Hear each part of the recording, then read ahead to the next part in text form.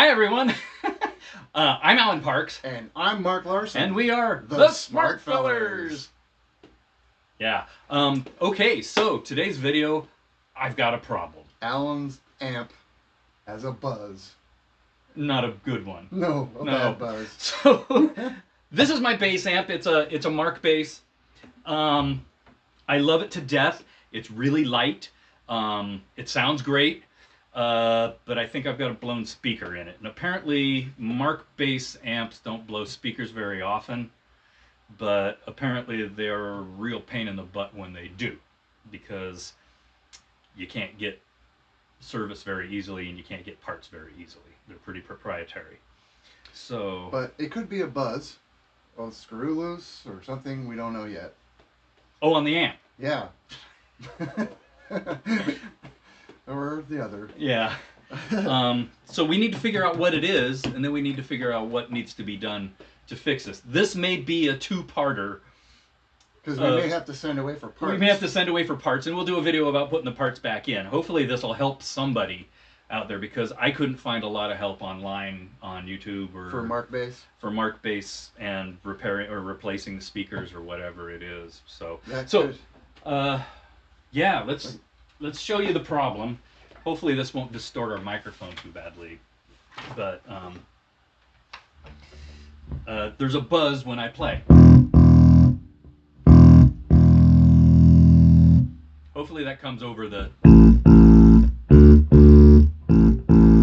Sounds nasty. Yeah, it does not sound good. So that's what it's doing. We need to figure out how to make it stop. Okay, let's take it apart. All right, shut her down. Unplug it.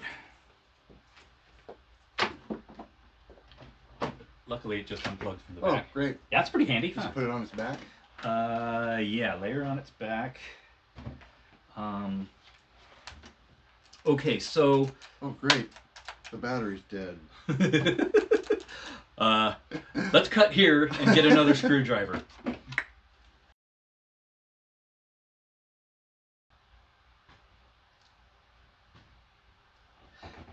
While I'm here, you know what would be a good idea is if you hit like and you hit subscribe, and oh, and the bell, you know, so you'll know when we do more videos, and then maybe you can see when we actually get this thing fixed. Yeah, do that.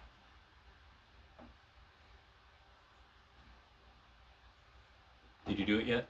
You hit like, you hit subscribe? You can do it now. It works.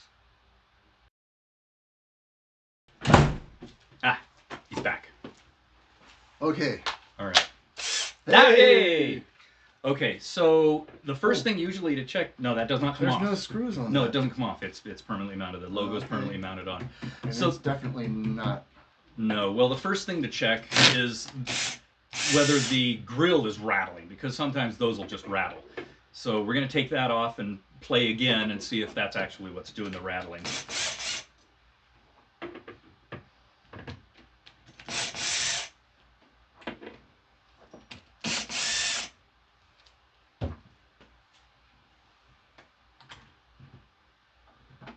Grab one of the screws and pull that out. There we go. I was having fun watching you struggle. All right, so again, shall we try it again and see if it still buzzes? Okay. All right. Let's see, power cable, guitar cable. Yeah, it's up in there. There it is. Look around, you'll find it. Got it. And these take a moment to start. And it's not like it has tubes it has to warm up. It just, I don't know why, it just takes a second to start up. There it goes. Still buzzing. All right. Still buzzing.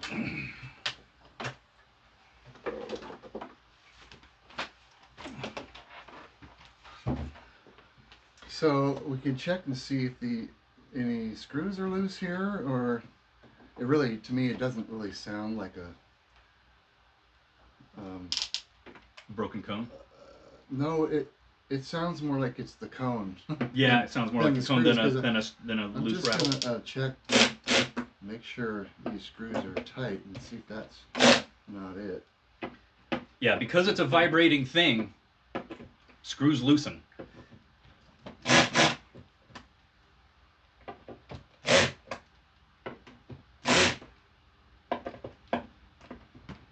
Come on now. You can do it.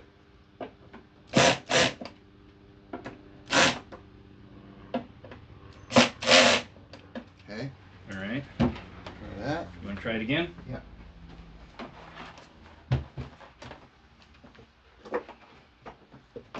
Go ahead and turn it on. It takes a sec.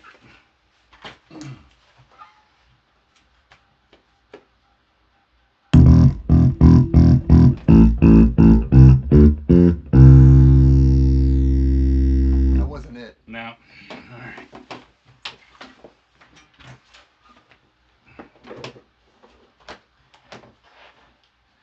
Let's fade it this way a little bit for the camera. Okay, I guess the speaker's got to come out now, right? Yeah. All right.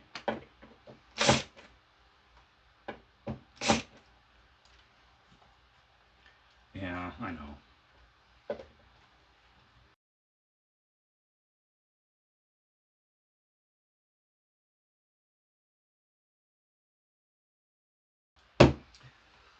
All right. There we go. Okay. So, How do you want to do this? why don't you just tilt it back up? Stand it back up? Yeah, but put it sideways. Like here? Yeah. Mm-hmm. Yeah.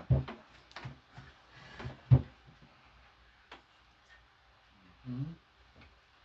So,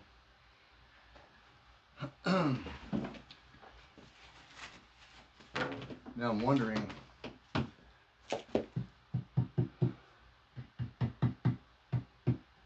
I don't see any fractures on here. So what are you checking then? I'm checking to see if like maybe there's like a crack or On the frame? or some kind of fracture that might be rattling, but I think it's probably in the tone somewhere. Kind of sounds like that, huh? Yeah. Okay. Yeah, and back here where the connections are can be a little wompy sometimes too. I know that stuff will loosen up. But that looks pretty darn solid, doesn't it? Those are tight. They're not rattling around. Yeah. Okay. So I mean, should we plug it in and check it? Maybe if you Sure. touch it somewhere and see what's Yeah, rattling let's try there. Okay. All right. Amazing how much the cabinet does, huh? yeah.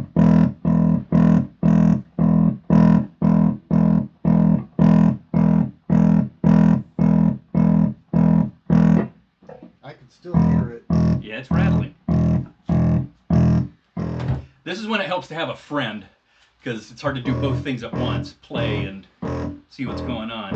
Down in there when you play. I know back in the day, some people used to repair their speakers with like nail polish if it had a tear in it or something like that. Yeah. Or some people, guitar players, kind of liked it.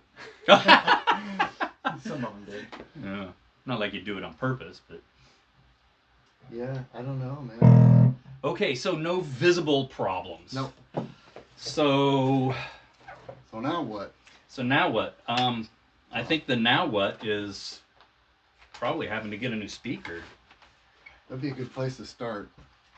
You know what? I have It's a neodymium speaker. So it's kind of specialized, and this amplifier is undoubtedly set up for a speaker like that, right? So in some of the research you did, they don't sell.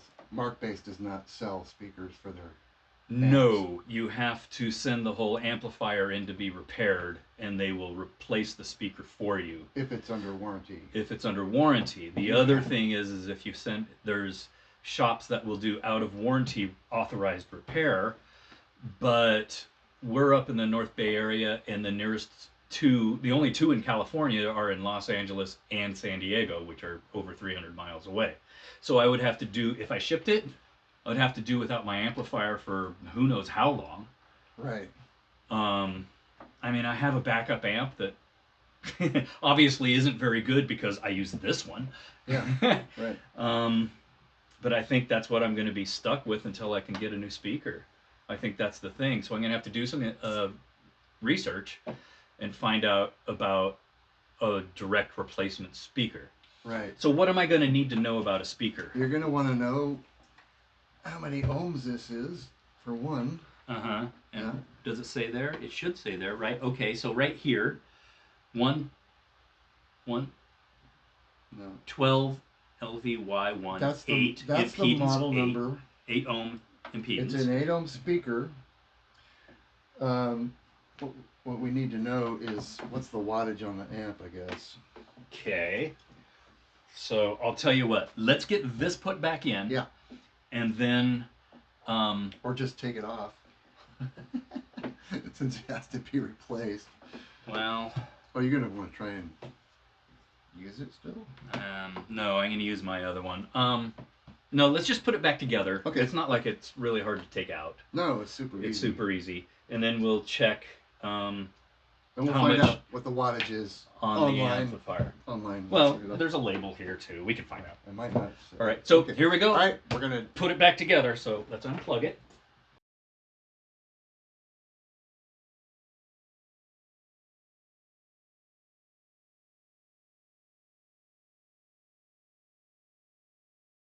Okay, so now we need to find out how much power this puts out. No help here. Nope.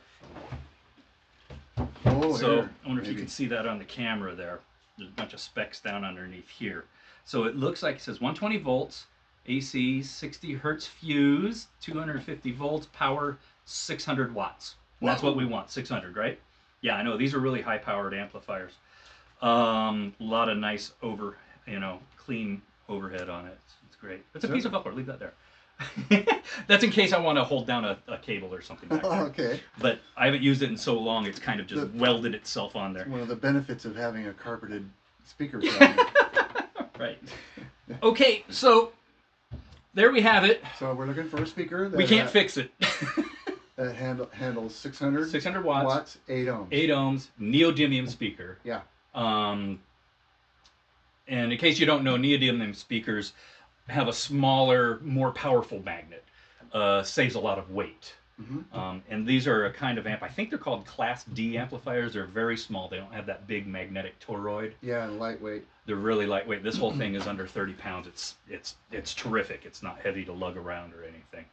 One of the reasons I love it. And one of the other things is that speaker cones are voiced differently when they're built. You know, it's like, oh, this one has more mid-range, this one has less, more, you know, Sure. that kind of thing too. So when we're looking at descriptions of speakers on the internet, we'll be looking for something that sounds similar to that. If we could find those specs. I mean, this is coming from a guitar player's point of view. I don't know what to look for. Well, as a no, bass player, these amplifiers, I believe I read somewhere that they are voiced a little bit mid-rangey. Okay. Which I wouldn't mind a little more bottomy sound on it, because they are very mid-rangey, like low mids. That's usually where bass punches through, which is a good thing. Yeah. So, yeah, we'll just have to see what we get. So anyway, so there's part 1, I guess. Yeah. I hope you liked this. I hope you hit like whether you liked it or not. And please subscribe. And hit subscribe. Yeah. And there's a bell to ring as well. That would be super cool if you do that. Okay, so in the future, we'll be doing part 2 of installing a new speaker and seeing if that's indeed the problem, I guess, right?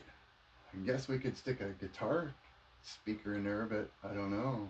I don't see the point of it, really. It's not going to sound right. It's not going to sound right. Or It might blow rip it up. Okay, anyway, my name's Alan Parks. I'm Mark Larson. And we are the Smart Fellers. So we'll see you next time. Bye. Later.